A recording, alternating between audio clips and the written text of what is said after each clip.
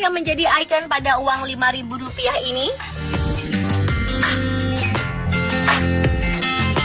Jawabannya adalah Danau Kelimutu, danau indah di Pulau Flores, Nusa Tenggara Timur. Danau Kelimutu terletak di Gunung Kelimutu, Kabupaten Ende, Pulau Flores, Nusa Tenggara Timur. Gunung yang masih terhitung aktif hingga sekarang ini tercatat pernah meletus dahsyat mengeluarkan lava hitam dan letusan pada 1830 silam. Tahun 1869 hingga 1870, letusannya disertai aliran lahar dan letusan terakhir terjadi pada 1968. Berdasarkan jenis erupsinya, Gunung Kelimutu dapat mengeluarkan lava, gas, serta debu vulkanik. Nama Kelimutu sendiri merupakan penggabungan kata keli dan mutu. Keli berarti gunung, sedangkan mutu berarti mendidih.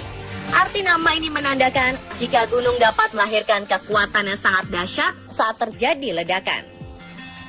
Gunung ini terkenal dengan danau 3 warna atau danau triwarna berbeda, yaitu merah, biru, dan putih. Tetapi uniknya, warna-warna ini selalu berubah seiring dengan perjalanan waktu.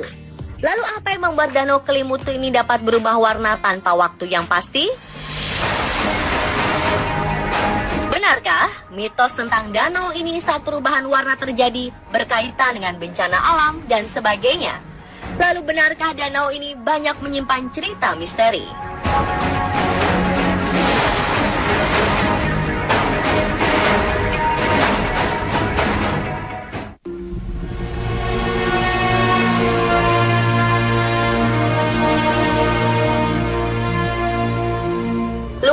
Danau ini sekitar 1.051.000 meter persegi dengan volume air 1.200 juta meter kubik.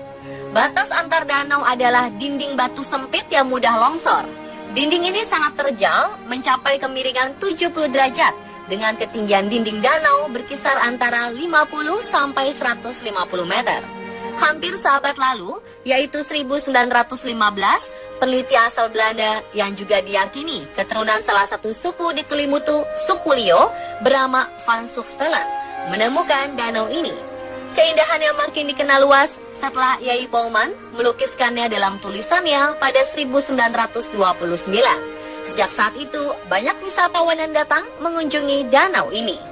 Dan sejak 26 Februari 1992, kawasan Kelimutu ditetapkan menjadi kawasan konservasi alam nasional.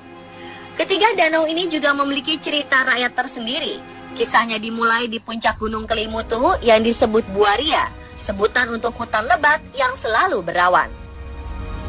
Konon, di sini bermukim Konde Ratu bersama rakyatnya. Terdapat 2 tokoh yang sangat disegani. Pertama adalah Artapolo, si tukang sihir jahat dan kejam, serta suka memangsa manusia. Kedua ada Atambupu yang dihormati karena sifat yang berbelas kasih, serta memiliki penangkal sihir Artapolo. Walaupun memiliki kekuatan gaib tinggi yang berlawanan, keduanya berteman baik dan tunduk kepada Konde Ratu. Pada suatu hari, Atambupu didatangi oleh sepasang anak yatim piatu yang memohon perlindungan. Karena belas kasih, Atambupu pun menampung mereka dengan syarat tidak boleh meninggalkan area ladang karena khawatir akan dimangsa Artapolo. Namun Artapolo telah mencium kehadiran anak-anak ini saat berkunjung ke ladang Atambupu. Segala cara dilakukan Atambupu untuk melindungi anak-anak ini. Salah satunya dengan meminta Artapolo untuk kembali setelah anak-anak ini remaja, karena daging mereka akan sangat nikmat saat remaja. Artapolo pun menurutinya. Berjalannya waktu, mereka beranjak remaja atau menjadi Ko'ofai, sebutan untuk gadis muda, dan Nuamuri, sebutan untuk pemuda laki-laki. Mereka memohon untuk mencari tempat persembunyian agar terhindar dari Artapolo. Saat mereka berhasil kabur dan menemukan goa untuk berlindung, Artapolo murka pada Atambupu karena merasa dikhianati. Kemurkaan ini berubah pertarungan hebat, hingga menimbulkan gempa bumi dan kebakaran besar. Namun, Atambupu yang sudah tua tak sanggup lagi meladeni Artapolo dengan ilmunya. Atambupu pun memutuskan untuk raib ke perut bumi. Ini membuat Artapolo murka. Tak lama, Artapolo mencium persembunyian 2 remaja yang dicarinya. Di tengah keberingasan Artapolo yang keterlaluan, ia harus tewas ditelan bumi. Kedua remaja ini pun menjadi korban. Goa tempat persembunyian Ko'ofai dan Nuamuri runtuh akibat gempa dan menguburkan keduanya. Beberapa saat setelah kejadian di tempat Atambupu raib ke perut bumi, timbul danau berwarna biru. Di tempat Atapolo tewas, terbentuk danau berwarna merah darah yang selalu bergolak. Sedangkan di tempat persembunyian Ko'ofai dan Nuwamuri terbentuk danau dengan warna air hijau.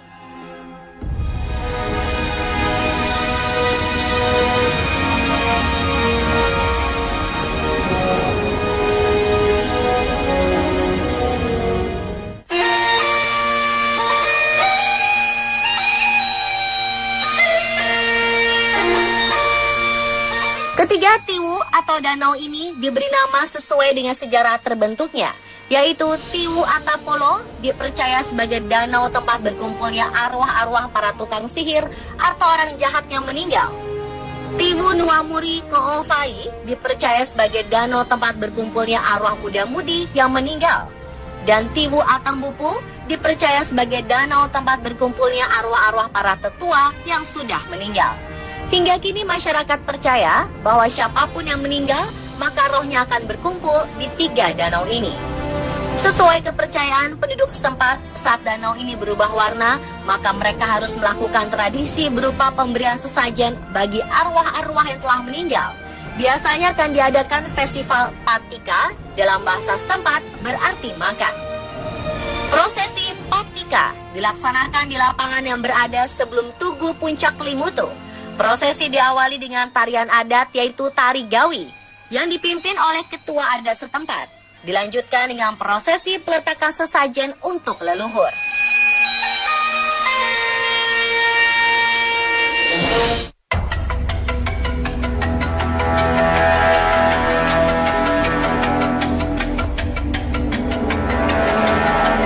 Perubahan warna pada danau ini tidak serta-merta langsung berubah, melainkan melalui proses, seperti hanya segumpal warna yang berbeda di tengah danau, lalu melebar ke seluruh danau.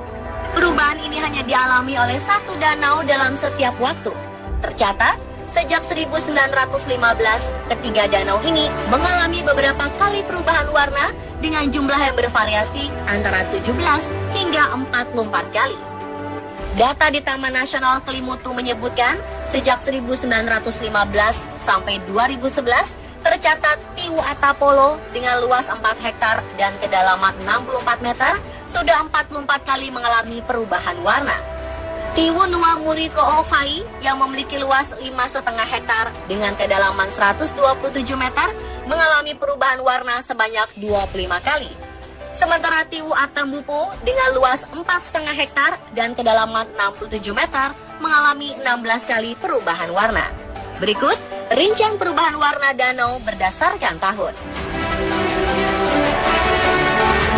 Saat ditemukan pada 1915, Schustelen melihat Tiwu Atapolo berwarna merah darah, Tiwu Nuwamuri Ko'ofai berwarna hijau zamrud, sedangkan Tiwu Atambupu berwarna putih. April 1996, ketiga danau berwarna sama, yaitu hijau. Tiwu Atapolo berwarna hijau, Tiwu Nuwamuri Ko'ofai berwarna hijau muda, dan Tiwu Atambupu berwarna hijau tua. Tahun 2008, Tiwu Atambupu berubah warna dari coklat menjadi putih susu. Akhir tahun 2008, danau ini menjadi satu warna, yaitu hijau muda. Pertengahan Juli 2010, Tiwu Nuwamuri Ko'ofai berwarna hijau muda kebiruan, Tiwu Atapolo berwarna hijau, Tiwu Atambupu berwarna hijau lumut kehitaman. 2013, Tiwu Nuwamuri Ko'ofai berubah warna dari merah hati menjadi hijau muda hingga saat ini. Agustus 2014, air danau Tiwu Atapolo berubah menjadi warna hitam. Setahun kemudian, Agustus 2015, warna air Tiwu Atapolo berubah menjadi warna hijau toska. April 2016, Tiwu Atapolo berubah warna dari hijau tua menjadi merah tua. Sementara Tiwu Nuwamuri Ko'ofai dan Atambupu tetap hijau dan putih susu. September 2016, saat tim on the spot berkesempatan mengunjungi Danau Kelimutu, Tiwu Atapolo baru saja mengalami perubahan dari hijau lumut menjadi hijau toska. Tiwu Nuwamuri Ko'ofai masih dengan warna hijau muda, sedangkan Tiwu Atambupu berubah dari putih menjadi hijau tua.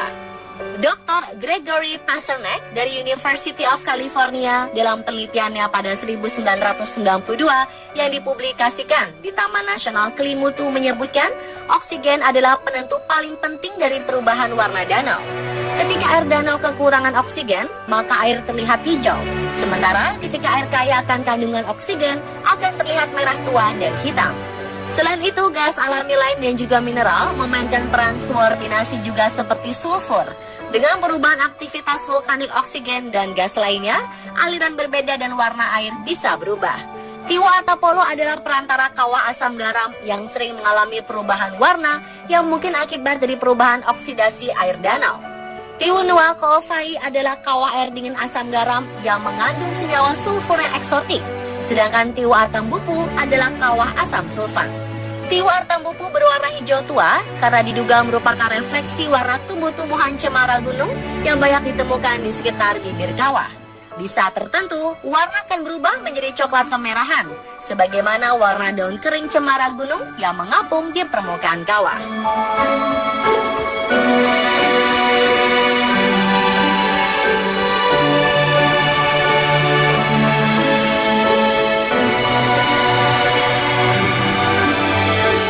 Masyarakat sekitar percaya perubahan warna Danau Kelimutu bukan hanya fenomena alam biasa, melainkan juga sebagai pertanda awal terjadinya suatu peristiwa besar.